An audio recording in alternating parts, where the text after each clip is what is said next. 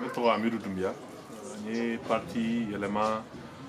secrétaire à la communication ye min bɛ parti yɛlɛma kunnafoniw lase ani min bɛ lien kɛ ani kunnafoni dilaw ni ɲɔgɔn cɛ. Donc n bɛ foli lase aw ma fɛn fɛn bɛ k'an lamɛn nin wagati in na. Effectivement kunu ministre de l'administration territoriale ye wele bila parti politique ma. Ministre de l'administration territoriale kelen kun tɛ. Ministre de la réconciliation nationale kun bɛ yen ani ministre des réformes. Donc n'i y'o ministre ninnu fɛn fɛn ta mun bɛna ka na an ka sariya sunba falen ani k'an ka jamana yɛrɛ sɛbɛnfura caman bɛ yen k'olu falen. Ministre kun bɛ yen min bɛna ka na maaw labɛn o fana ministre kun bɛ yen. Ministre administration territoriale n'o ye kalata taabolo o ye parti politique ka taabolo olu bɛɛ lajɛlen kun bɛ yen. Donc k'a fɔ mɔgɔ minnu kun bɛ yen nɔ gouvernement représenté la an bɛ se k'a fɔ olu ye maaw ye maa minnu vraiment ni u sigiyɔrɔ kun ka kan olu kun ye maa kuma ɲɔgɔnya la.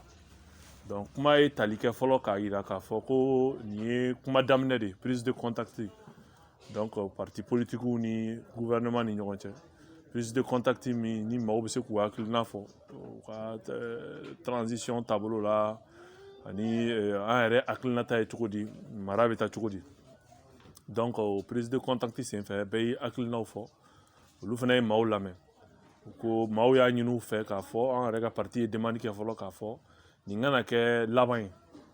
parce que jamana tɛ se ka taa fo bɛɛ lajɛlen ka jɛ ka kuma a ka parti politiquew ka hakilinaw ta. Donc o hakilina sugu ninnu bɛ se ka di nin cadre de concertation fɛ.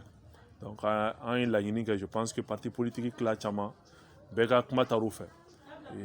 Parti caman y'a yir'u la k'a fɔ u tɛ transition juguya la. A tɛ se ka kɛ transition juguya la parce que anw bolo transition ɲɛlen o ye Mali bɛɛ lajɛlen la kunnawolo ye. Donc a bɛ ɲɛ sira minnu fɛ wagati ni wagati weleli ka kɛ hakilinaw ka di maa kelen tɛ se k'a bɛɛ lajɛlen bɛɛ kɛ.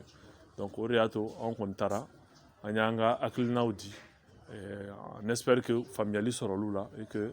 nin tɛna kɛ laban ye et que périodiquement o période yɛrɛ ka se ka identifier gouvernement fɛ ni parti politiquew bɛ se ka ɲɔgɔn ye cogo min na u k'u hakilina di jamana taabolo kan. An ka laɲini sinsinna min kan fɔlɔ depuis Ibrahim Boubacar Keïta tile fo ka na se bi ma anw ko k'a lajɛ ka maaw fara ɲɔgɔn kan. D'abord n'an b'a fɔ tubabukan na rassemblement et l'inclusivité k'a essayer u bɛ baara o baara kɛ u ka a bonya da parti politiquew kɔrɔ an ka bɛn fɛn kan pour que an ka se ka avancer. U ka maliyɛnw fana bɛɛ lajɛlen u ka baara ka lase maliyɛnw bɛɛ lajɛlen ma ka mɔgɔw la informer mɔgɔw k'a dɔn transition bɛ ka taa sira min fɛ. Olu yɛrɛ fana ka kɛ misali ye parce que danayabaliya sabatilen bɛ kosɛbɛ marabaaw ani jamanadenw ni ɲɔgɔn cɛ.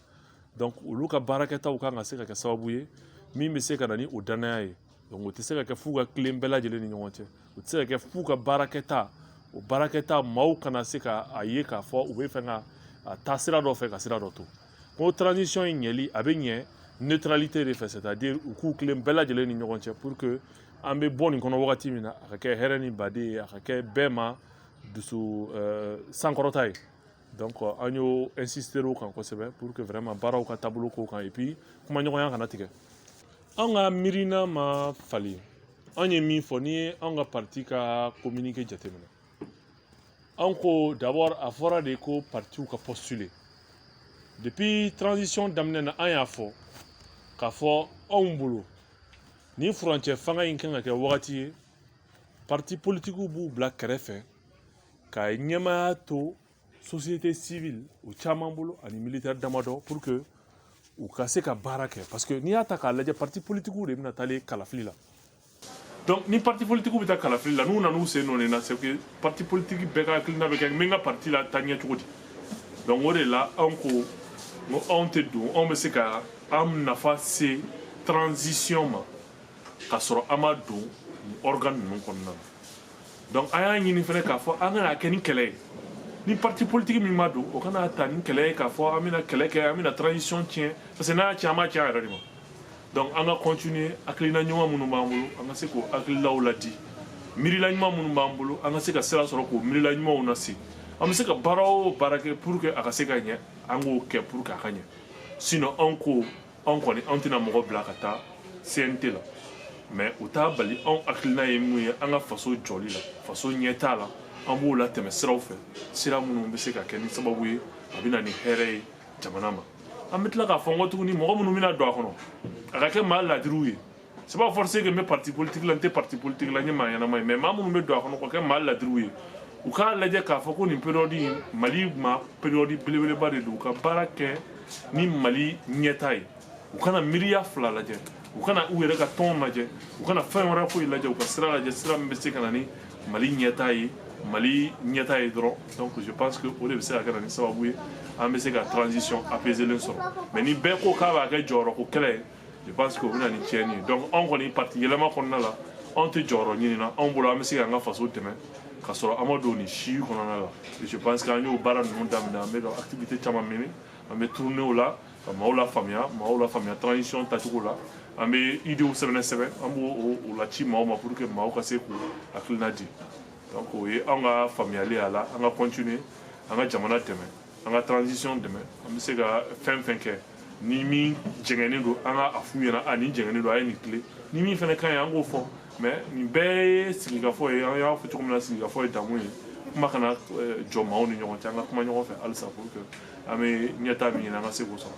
Ne bɛ hakilina min di parti politique tɔw ma c'est que a fɔra a mɛnna sa ko parti politique hakili tɛ foyi la jɔyɔrɔ ko kɛlɛ kɔ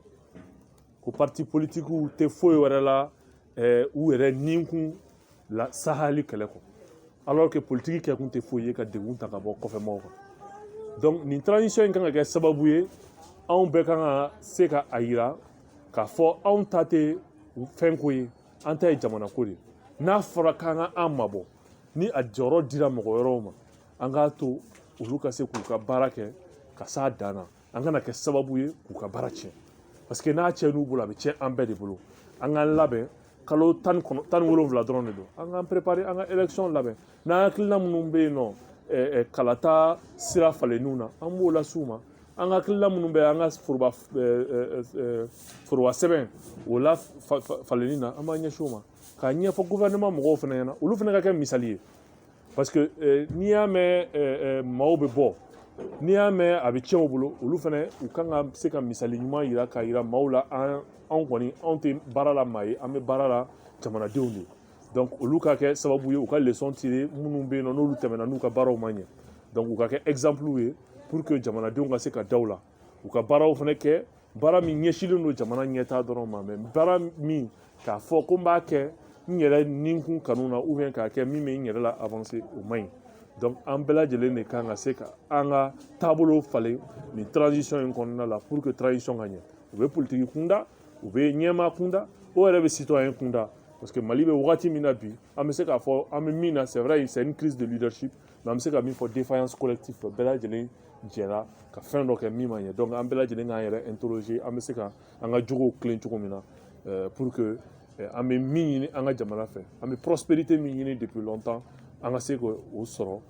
nin transition in kɔnɔna la pour que normalité ka se ka na élection ka organiser libre et transparente maliyɛnw bɛɛ lajɛlen bɛ jɛ ka maa min sigi k'a kɛ o ɲɛmaa ye